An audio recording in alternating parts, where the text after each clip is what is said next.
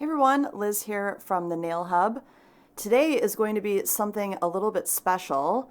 I just, I've been on YouTube for a while. I've been active on YouTube, and I've seen recently that YouTube started YouTube podcasts. Maybe not that recently, but I, you know, I've been going through this kind of like transitional phase for the last little bit, and it kind of made me think about, where the Nail Hub started. If you guys saw my video that I posted about just where I've been for the last couple years, both kind of mentally and physically, and what I think the real journey is going to be for the Nail Hub going forward. I think that revamping the podcast is going to be a really good way for me to have something that's a little bit more casual, a little bit more kind of coffee with Liz, if you will. And it's funny because, the podcast Nail Hub started as a podcast. It was the Nail Hub podcast. We didn't even have, a distributorship. I wasn't doing anything product sales wise or education wise under the Nail Hub. And that's really what got us to where we are today. And I stopped doing the podcast when I started doing gel nail fundamentals, because back then I was like, okay, audio only content is wonderful, but I'm going to teach actual technical skills on video. So let's ditch the podcast and let's just do gel nail fundamentals. And I know a lot of you were really upset when I did that, because a lot of you missed the podcast, and you tell me that all the time. And that makes me really happy as well that you got so much value out of it. So today I would like to, get started with this again. And, one of the things that was such a good reminder for me about where I was, taking out my old podcast mic. This is a gift. I actually started with a silver blue. This is a Yeti microphone, the Blue Yeti. And I actually started with a silver one of these when I started my podcast. My husband, Herman, got me set up with all of the equipment I needed to record a podcast. And I started with a silver one. And then a couple years into that, a friend of mine, Kelly DeFries, who is better known as the Crystal Ninja, she made me this, and it is absolutely amazing. And it's been a minute since I've looked at it. It actually has the Nail Hub in crystals, if you guys can see that. It's got the Nail Hub on the bottom in crystals. It's got her little Crystal Ninja emblem right here. It's fully crystalled out. And you know what's really special about this, even now more so today than it was when I got it? Not that it wasn't special, but I mean, it's even more special than when I got it, is you can't even do Swarovski crystals anymore like this. Swarovski stopped selling loose crystals to, even people like Kelly.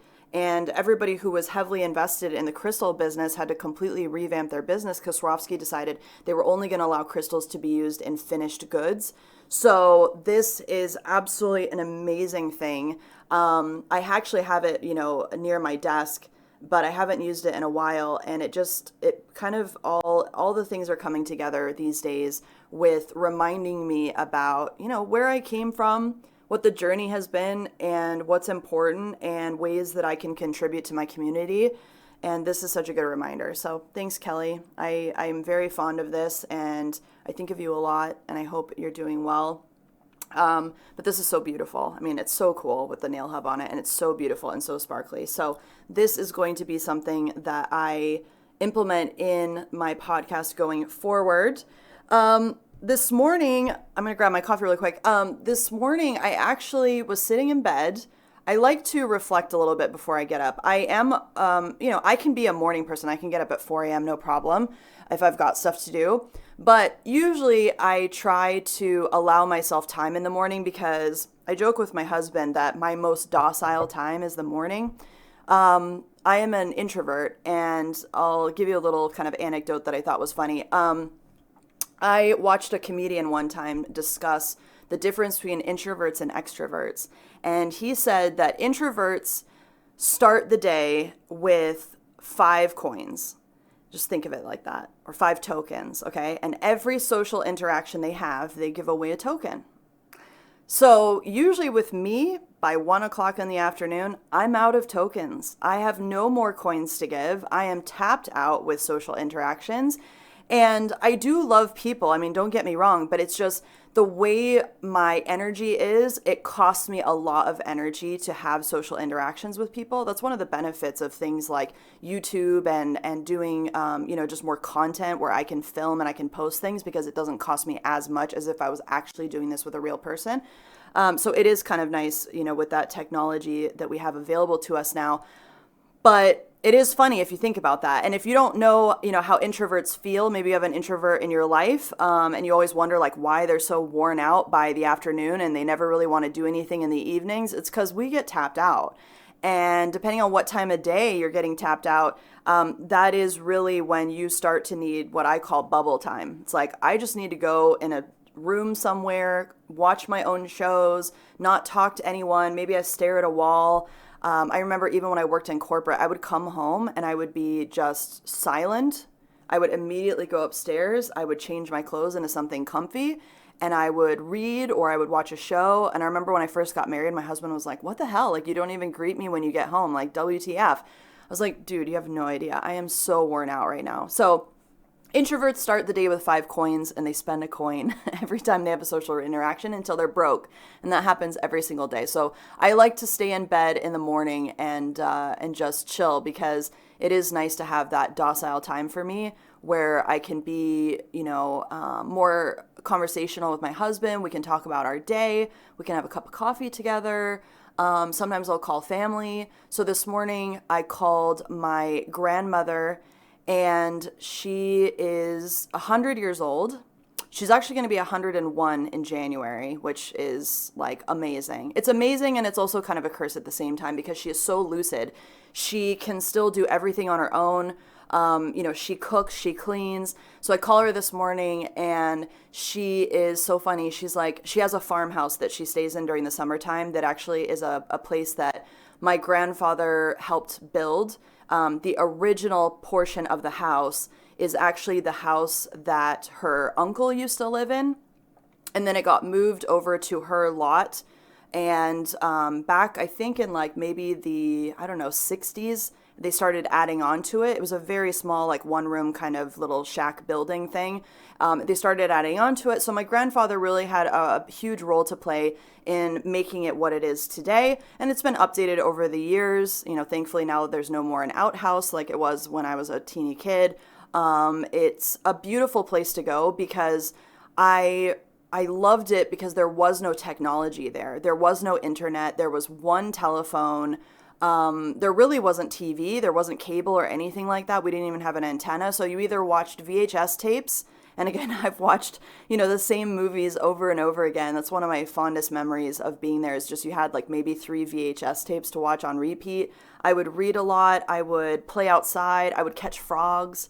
So I try to implement some of that peacefulness into my life. But my grandmother's just a really amazing person. So she has this farmhouse that she goes out there. She spends the summer. She's 100 years old and she's out there by herself for, most of the time. And then people come and visit her and check on her. I was up there actually this summer. I go up almost every single summer. I was with her for a bit and she really loves it out there because it helps to, I think, reinvigorate her and tie her to the land and makes her feel really connected again. And I love that. And then she goes back into her little town that she lives in during the winter time. Obviously her mobility is a little bit slower these days. She can still walk and everything. She's not even in a wheelchair. I mean, it's freaking amazing. She can absolutely run circles around me. It makes me look lazy, but she goes back into town. So she just actually did that. She just shut down the farmhouse. She just turned off the phone that's out there and she's moving back into town. So I talked to her this morning and she's like, oh my gosh, my house is in shambles. I'm putting all my clothes away. And she's like, I'm so funny. I take all these canned goods out to the farmhouse and then only to bring them back unused. And she's donating things to Goodwill and she's getting rid of stuff and doing some fall cleaning. And I think it's so amazing to have people like that in your life. And it's hard because, I won't have her forever, but I definitely cherish the moments that I do have because she is such a motivating factor in my life. And whenever I'm struggling with motivation, I always think about, what it must be like for her, right? At 100 years old, going on 101, and what she does to motivate herself. And she just has so much grit. It's the only way I can describe it is she has so much grit, and she'll even comment, she'll call herself a pansy ass or, something like that. And, again, whether or not that's politically correct these days is another story. I mean, she's 100 years old, but she'll say either a pansy or a candy ass, or, she'll say she's, lazy, and she'll kind of get herself going. And it's so funny to see someone who's 100 years old that literally should be doing nothing but eating bonbons every day. And whenever I talk to her, she just makes me realize like what's important. And it's just a really nice reminder. So I just wanted to get on here and talk about that, because I think that sometimes, especially me, I get so busy and I get so stressed out about minutia that I forget about things like that. And so it's really grounding. I don't have a farmhouse to go to ground me to the land and to make me have that perspective. But I do have people like that in my life. And I think if you have older people in your life, maybe it's your parents, maybe it's a grandparent, anything like that, I think it's really nice to talk to those people more, hear their stories more, because they have such a different perspective on time, and they're able to see things in such a more clear way because they have limited time. And it is something that's very refreshing.